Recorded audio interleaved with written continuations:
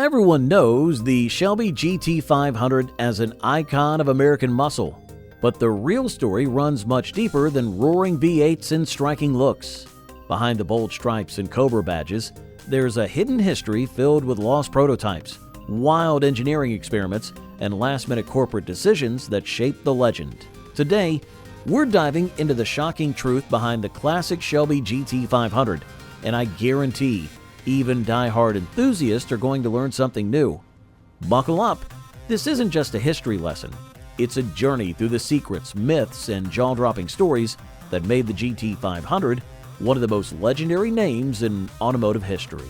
Number 1. Lil Red, the lost GT500 prototype that escaped the crusher. In the world of classic cars, few discoveries have caused as much of a stir as Lil Red. Built in 1967, this candy apple red notchback was no ordinary Mustang. Shelby engineers packed it with a supercharged 428 Police Interceptor V8 and tested it to a top speed of 157 miles per hour at Ford's Proving Grounds, the fastest Mustang in Ford's lineup at the time. Yet for decades, enthusiasts believed Lil Red was crushed, gone forever like so many prototypes. Rumors swirled, myths grew, but no proof surfaced. That is until 2018, when collector Craig Jackson, after years of searching, found the rusting remains abandoned on a remote Texas ranch. Lil Red's survival was a revelation, but its influence had already lived on. Ford executives were so impressed by Lil Red's notchback styling that it directly inspired the 1968 California Special Mustang, known as the GTCS. This wasn't just a forgotten prototype, it was a secret cornerstone of Mustang history. Today, fully restored, Lil Red stands as one of the most important Shelby prototypes ever unearthed. Proof that legends sometimes refuse to die. Number 2. The Green Hornet, Shelby's experimental tech testbed. If Lil Red was built for brute force, its sibling, the Green Hornet, was built for innovation.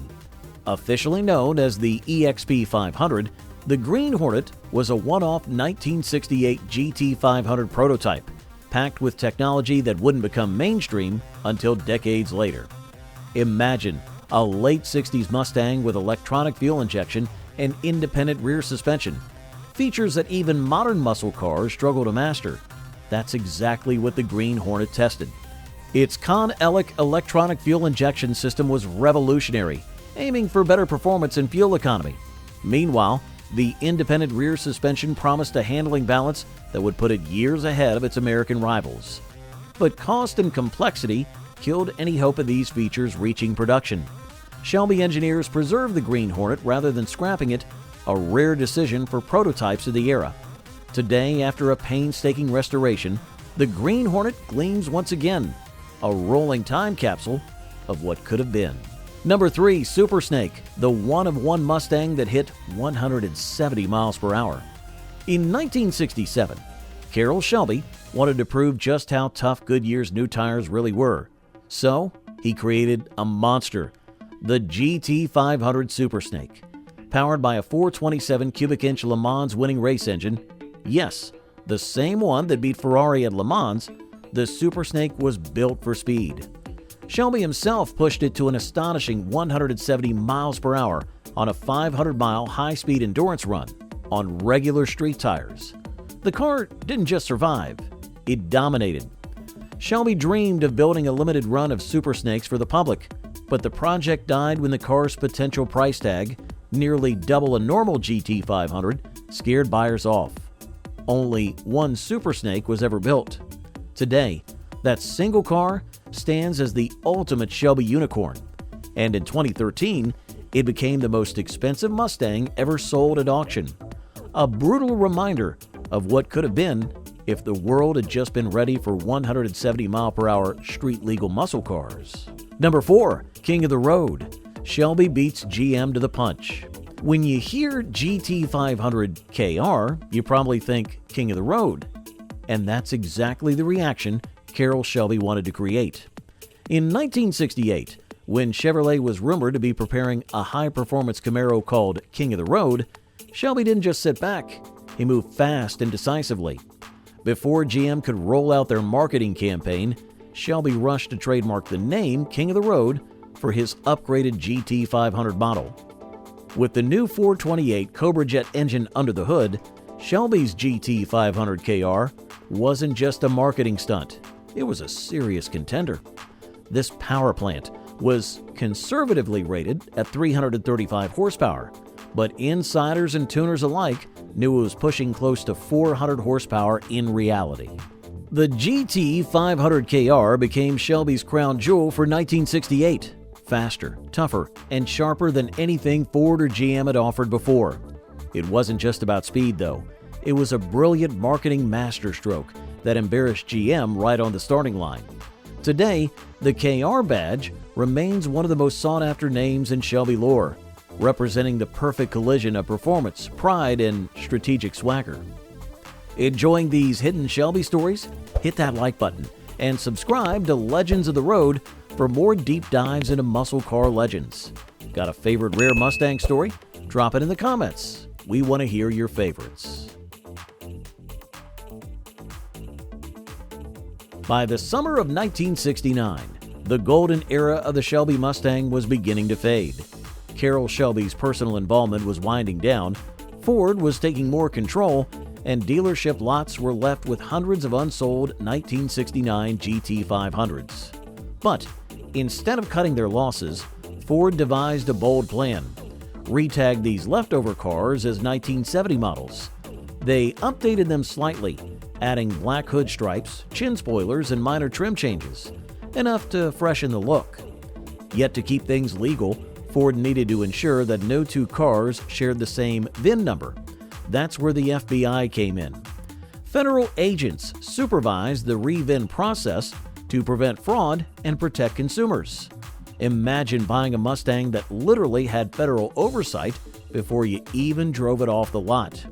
Today, these 1970 GT500s, technically 1969 models under the skin, are a fascinating footnote in Mustang history. They're also highly collectible due to their unusual backstory. After all, how many muscle cars can claim an FBI paper trail?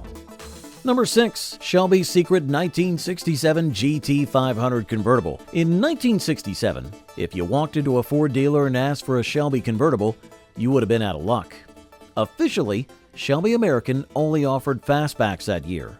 But behind closed doors, they were already experimenting with the idea of a drop-top GT500.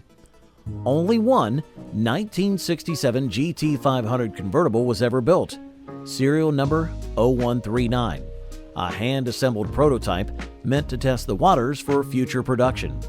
Shelby engineers reinforced the chassis, modified the bodywork, and even played around with special badging options.